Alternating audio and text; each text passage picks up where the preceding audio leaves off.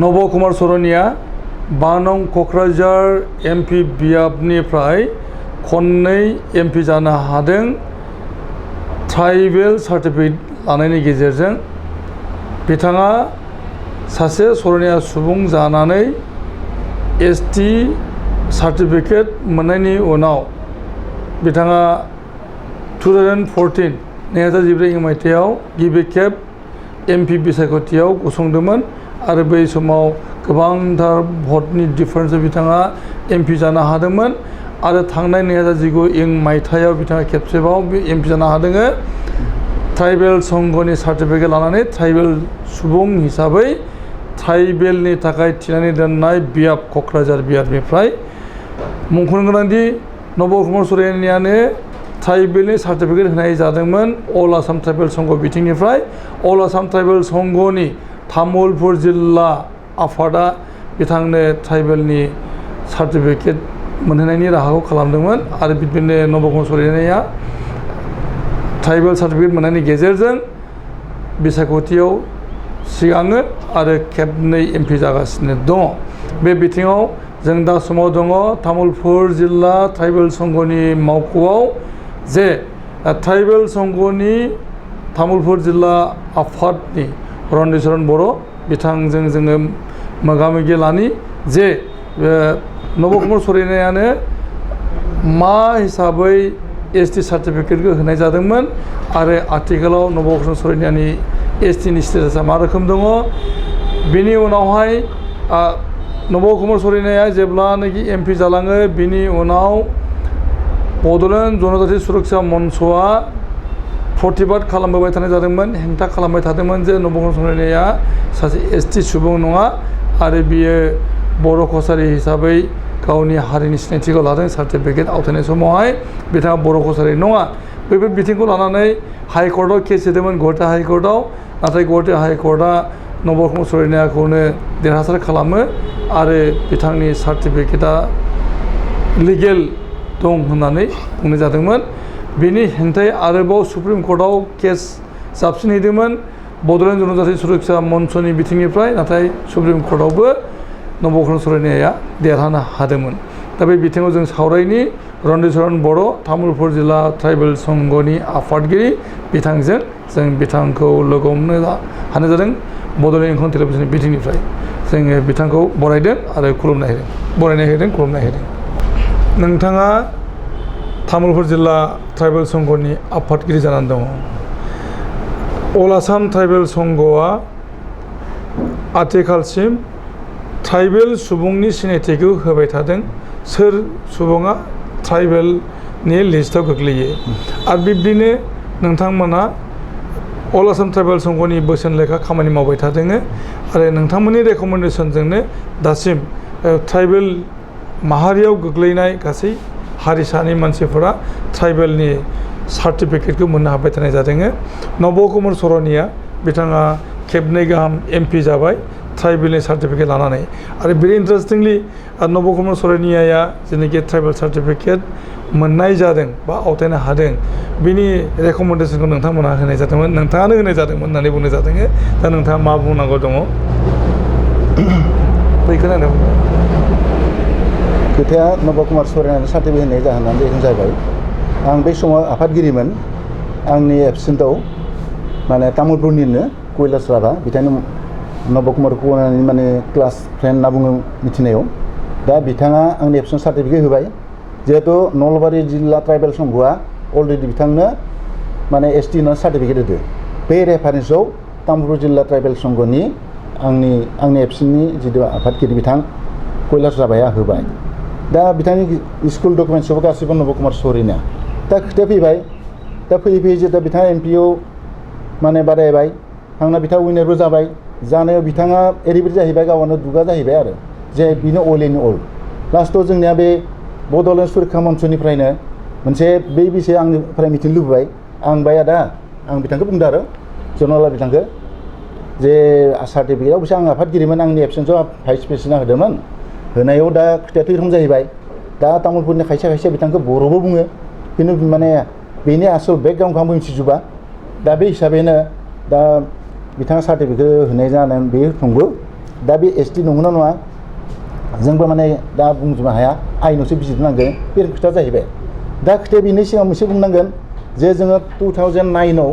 सिलापथा नटिफिकेसनाव जों मोनसे डिसिजन लादोंमोन जे सरनायफोरखौ सार्टिफिकेट होनायाव माने जोङो माने हेंथा होदोंमोन आरो हेंथा होदों माने जे बिथांमोननि टाइटेलनि बेले बुजिनो थाखायनो माने मोनसे डिसिसन दंमोन बे डिसिसन हिसाबैनो जों थाबाय थादोंमोन जोंनि बै समनि आसामनि माने मन्त्रि बिथांमोना जेरै प्रमिलानि ब्रह्म बिश्वजित बिथां आरो चन्दन ब्रह्म बिथांमोना मा खालामबाय बिथांमोना सरनायफोरनो सार्टिफिकेटनि माबा सुबिदाखौ होबाय दा बे होनायावनो बेले बेजे जादों दा खोथाया दा जोङो दा तामुलपुर जिल्ला ट्राइबेल संघाबो जे माबायाव जों आसाम मासे एसेम्बलि कमिटिनि माने एक्सपार्ट कमिटि बिथांमोना लिंबाय मिटिङाव जोंनि बुंनायखौ जों बुंबाय जे जों मा ग्राउन्डआव होखो दा बे बुंनायाव दा बिथां बिजनि समस्तिनि एमएलए मामोन बिथाङा कमल सिंह नार्जी बिथाङा बिथांनि बिहेभियरखौ जों माय दुखु मोनदों आरो बेनिफ्राय माबाया बक समस्तिनि एमएलए मा राभामोन दीपक राभा नामा बिथाङा ओरैबायदि जोंखौ माने गाज्रि बेबहार खालामबाय जे जों लाख लाख थाखायाव नब कुमार सरेनानो सार्टिफिकेट होयो बेखौ जों माने कन्डेम होयो आरो बेबायदि जों फैसानि खेला खालामाखै जों माने बिथाङा जिहेतु नलबारि जिल्ला ट्राइबेल संघआ होनाय लेखायै जिहेतु बिथांनि डकुमेन्ट्सआव माने स्कुल सार्टिफिकेटआव माने सरनाय हिसाबैनो थानाय हिसाबैसो होदोंमोन दा बे खोथायानो जादों दा बे खोथायानो सम सम जोंनि गेजेराव मोनसे माबा जाबाय थादों बारहुंखा जादों दा बिथां नब कुमार सरेनाया जोंनि बे एसटि सार्टिफिकेट लांनानै जि माने खामानि मावदों बा बर'नि फारसे थानांगौमोन बर'नि हेंथायै बिथाङा जि खोथा बुंदों जों बेखौ जोङो तामुलपुर जिल्ला ट्राइबेल संघाबो जोङो सानदों आरो जों गाज्रि मोनगासिनो दङ दा बेखायनो आयेनाव जि बेबस्था जायो जों बेयाव वेलकाम होयो खिन्थु जोङो दा तामुलपुर जिल्ला ट्राइबेल संघआ जिहेतु अल आसाम ट्राइबेल संघनि जिहेतु मोनसे इउनिटसो दा सेन्ट्रेला जि डिसिसन लायो जों बे अके आरो दा जों निजायै बिथांखौ जों केन्सेल खालामनो हाया जिहेतु 2 टाइम्स बिथाङा गुवाहाटि हाइकर्टआवबो माने उइनार जाबाय आरो सुप्रिम कर्टबो उइनार जाबाय दा बे हिसाबैनो केसा दङ दा नब कुमार सरेनाया बे सार्टिफिकेट मोननाय बेलायाव बेखिनि आं बुंनांगासिनो गोबांसाया बानबुंथिजों आर्गुमेन्ट होदों जे जिहेतु नोंथांमोना बेनो सार्टिफिकेट होदोंमोन बर' कसारि सुबुं होननानै नाथाय नब कुमार सरेनाया दिनैसिम गावखौ बर' सुबुं होननानै लायाखै दा आरो बर' सुबुं नङाबो होननानै बुंनाय जादों दा बे हिसाबैहाय बेयो जिहेतु बर'आनो नङाबा बर' कसारि नङाबा बिथांनि हारिनि सिनायथिखौ मानो नोंथांमोना बर' कसारि होननानै होनाय जागोन बर' कसारि होबाय नोंथांमोना बेनि सिनायथिखौ दा बर' कसारिथ' नङा बिथाङा सरनाया सुबुंसो दा बिदिब्ला बेवहायनोथ' गोरोन्थि दङ सार्टिफिकेटआ दा सार्टिफिकेटआ जुदि गोरोन्थि दङब्ला बेखौ नोंथांमोना उइद्र' खालामनो हायो बे खोथाखौ गोबांसाया बुंनो नागिरो दा बे बेलायाव जिहेतु सरनायफोरा गोदोमाला जों मिथिया माने जोङो 89निफ्रायसो ट्राइबेल संघखौ एसे सिं लोब्बा 91निफ्राय आं मोजां मिथिगौ आरो दा बे समाव सरनायफोरा माने सरनाय हिसाबै सार्टिफिकेट मोनाखै साबकास्ट जिहेतु बर' कसारिनि साबकास्ट हिसाबैनो होदोंमोन बेनि सिगाङाव कसारिना साबकास्ट लानाय नुदों जोङो खिन्थु जोंनि बेलायाव बे जायाखै दा बिथांमोना माने साबकास्ट बर' कसारि जिहेतु संबिजितआव सरनायानो खोथा गैया कसारिया दोङोबाबो जों दा बुजिस' हायाखै माने जिहेतु सरनाया गैया दा बेखायनो बिथांमोना जोंनि माने जे अल आसाम ट्राइबेल संघनो मोनसे सरकारा बे समाव जोंनि दैदेनगिरि बिथांमोनानो दा प्रमिला बिथांमोनानो जिहेतु माने सुबिदाखौ होबाय बे हिसाबैनो जोङो बर' कसारिनि सार्टिफिकेट होबाय होनाय फैयै लास्टआव सिलापथा उथिंबाथाय आं बुंखाबाय सिलापथाजों माने जों सरनायानो मा होगोन जे जिमान टाइटेल दोङो बे टाइटेलफोरखौ नागारनानै जे मोनसे बा मोननै टाइटेलाव लानांगो बा मोनसे जेरै सरनाय हिसाबै लानांगो बे सरनाय हिसाबै अनलि टाइटेल खिन्थु साबकास्ट बर' कसारि जेरै संबिजितआव बर' कसारिनासो दोङो दा बे बिसोरनो होबाय थाबाय फैनानै बै नब कुमार सरेनायाबो एरखम जाहैबाय आरो जे दा बेयाव नब कुमार सरेनायानो जोङो बर' कसारिनि माबाया बेनो जे सेन्ट्रेलनि जिथु डिसिसन दंमोन सरनायफोरा बर' कसारिसो लिरगोन बे समाव आरो दा नब कुमार सरेनाया बिथाङाथ' खेबनै गाहाम एमपि जाबाय नोंथांमोन होनाय सार्टिफिकेटजोंनो दा बे हिसाबै नब कुमार सरेनाया जुदि एमपि जादों दा बे जानायनि उनावहाय नोंथांमोना मा बेनिफिट जाखो दा बे बेलायाव जोंहाथ' नब कुमार सरेनानिफ्राय जों जेबो बेनिफिट मोनाखै थाइसे थाखाबो मोनाखै दा बिथाङा जोंनो मोनसे जे जोंहा तामुलपुराव मोनसे बिराद मानसि दङ ट्राइबेल रेस्ट हाउस जोंनिया बिभिन्न माबायाव गौथुमा बे मोनसे पुराना बे गोदोनि जोंनि ट्राइबेल माने बिथांमोनानो बेखौ बानायना गालांबाय नोंथाङा मिथिगौ गोदोनि सिभिल दुआ दा बे फरायनाय माबायाव दङ बे अफिसा दा बेयाव जोङो मोनसे स्किम खालामदोंमोन जे नोंथाङा जोंनो फैसा हर जों बानायनो तामुलपुरखौ जोंनि माबा थानाय समाव नाथाय बिथाङा होगोन होनना बे एसुरेन्स होबाय माने 5-6 बोसोर जालांबाय खिन्थु गरसे फैसा दाबो होआखै बिथांनिफ्राय जोङो दा जेबो मोनाखै आरो बिथांजों जगाजग दङ नोंथांमोना आथिखालाव दा गैथ'वा बेनिफ्राय बे हालामाव डेभेलपमेन्टेल स्किम बिथाङा मा मावनो हादों दाथ' जोंनि जेबो नुवाखै बिथाङा ट्राइबेलनि थाखाय दा जोंनि लोगो बा माने स्टुडेन्ट इउनियन फ्राय थायो दा बिथांमोनाबो माने जों बुङो जे नोंथांमोननि अफिसावनो जोङो बिथां नब कुमार सरनियाखौ जों लोगो हमनायाव जों मोनसे जोंनि डिमान्डफोरखौ होबाय होना बिथाङा होगोनबो होनबाय खिन्थु दा बिथाङा जोंखौ खाथियाव फैयाखै आरो बिथांमोना बे बुंनाय सरनाफोरा बुंबाय जे जोंनोबो जेबो होआखै दा बे रखम जानासो दङ खिन्थु नब कुमारनिफ्राय जों जेबो मोनथाखै दासान्दि आदसा जों दान्दिसे ब्रेक लादों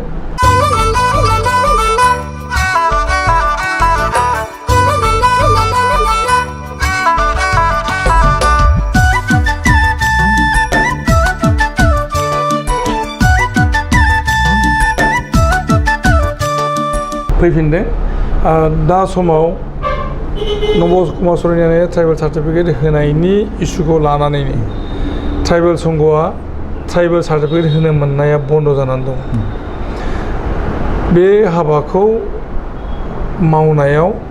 बड'लेण्ड जनजाति सुरक्षा मन्चआ मैखोम बिफाव लादोंमोन बिथांमोना गुवाहाटीयाव PILKCनि गेजेरजों जिहेतु ट्राइबेल संघआ मोनसे NGOसो बे हिसाबै बिथांमोना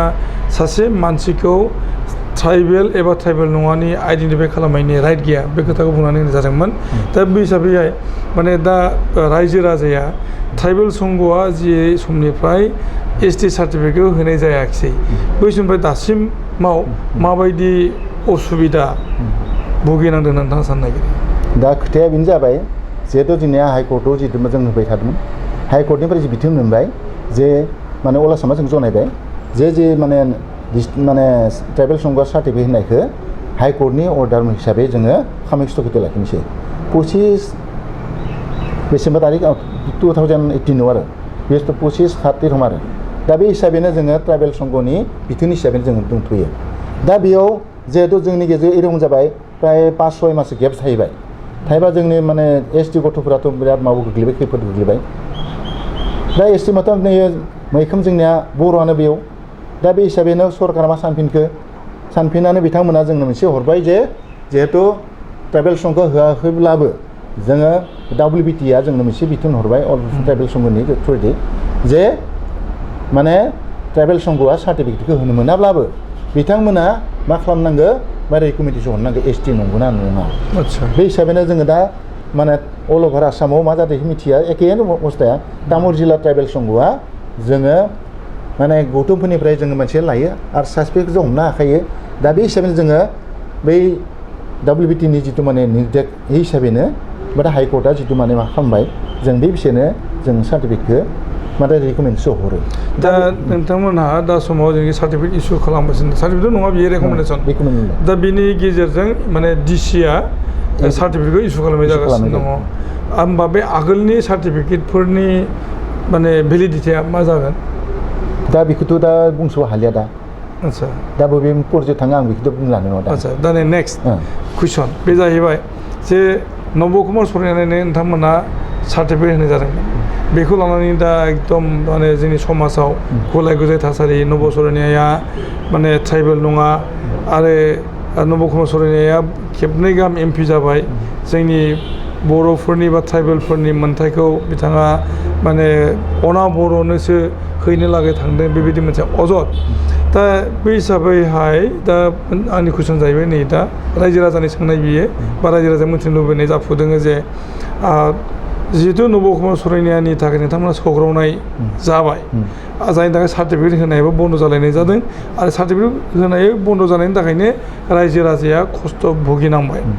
दा नोंथांमोना आथिखालाव सरनिया सुबुंफोरनो बे STनि रेकमेन्डेसनखौ हरनाय जादोंना जायाखै दा बे बेलायाव माने सरनिया जिथु कास्टआ बुंना लाबाय बिसोरो आसलते बिसोरनि सिगां सरनियाफोरा सार्टिफिकेट सिगां लांदोंमोन दा इसोर बर'खौसो साब कास्टनोसो लांदोंमोन उनाव मा जाहैखो दा जोंनिया बे गेदेर गोलावफोरा जेरै बुंखानाय बिश्वजित दैमारि चन्दन ब्रह्म प्रमलानि ब्रह्म दा बिथांमोना मा खालामखो मानि जाहोनाव खालामदों जोंखौ मिथिया माने सरनाफोरनो अनलि कसारिसो माने बर' कसारिबो नंलिया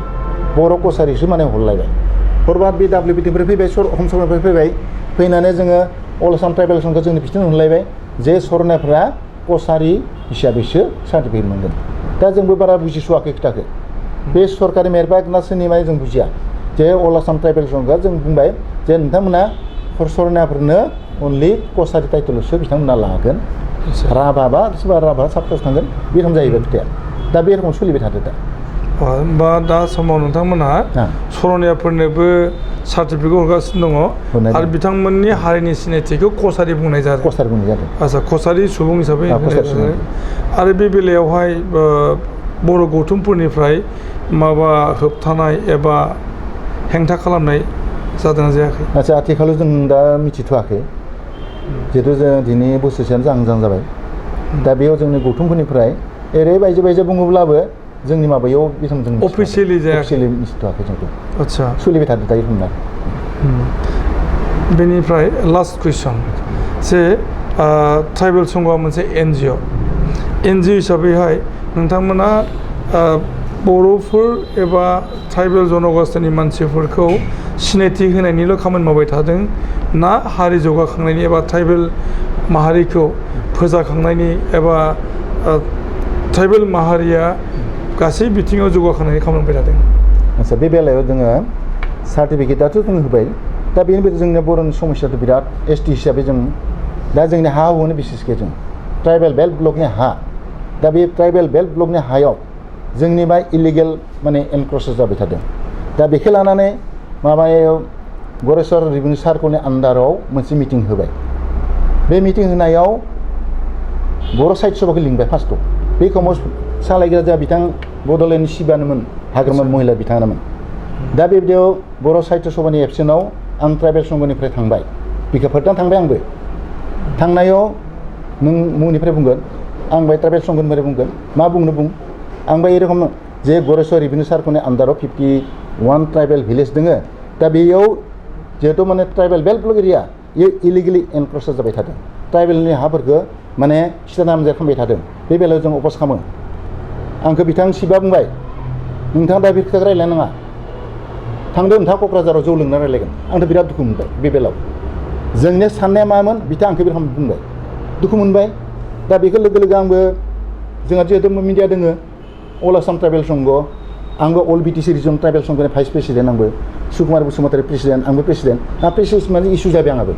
जे आं बुंखाबाय ए रखम बिथाङा आंखौ बे रखम बुंबाय जोंना सानैसो बिराद गाज्रि मोनबाय जे बिथाङा शिबा रखम हस्टेल खालामनायखौ दुखु मोन्दों बेबायदि बुंना जौ लोंना रायज्लायगोन बे बाथ्राया जोंबो माय दुखु मोन्दों आरो बे रखम जानो नाङा आरो फिथाइ बे रखम आच्छा बेनिफ्राय दासिम नोंथांनि तामुलपुर हालामाव ट्राइबेल जौगाखांनायनि थाखाय मा बिथांखि लाबाय थादों नोंथांमोना दाथ' जोंना बिथांखिया बेनो जे बेथ' बे लेन्ड ल'नआथ' दोङो आरो दा जोंनिया जिथु माने समस्या ट्राइबेलनाव गोबां समस्या दङ हा हुआनो बिसेसके जोंहा दा बेयाव जों एने ट्राइबेल संघ हिसाबै बेलेगखौ जोंबो दावखोनो हायाखै जोङो बे हा हुनि आरो फिसा फिला खामानिफोरखौ जोङो माबा खालामबाय थादों जे जोङो जिथु माने ओइ जे गुबुन गौथुमफोरा जे हा सेदों जोंनि बर' माबाफ्राव माबाफोरखौ जोङो होबथानायखौ जोङो माबा हेल्प खालामबाय थादों आरो जे गुबुनाव थांनो हाया जाथे बेबायदिनो आरो गोजोननाय बाय नोंथाङा माखासे मानि बाथ्रा मोनथिहोनायनि थाखाय आरो उन समाव जों बांसिनै सम लानानै सावरायनायनि मिजिं लाबाय गोजोन्थों खुलुमबाय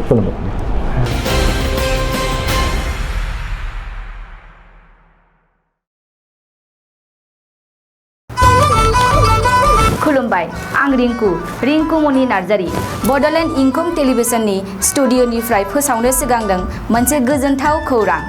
बड'लेण्ड इंखं टेलिभिजना बानजायनो लादों अल इन्डिया लेभेलनि मोसानाय बादायलायनाय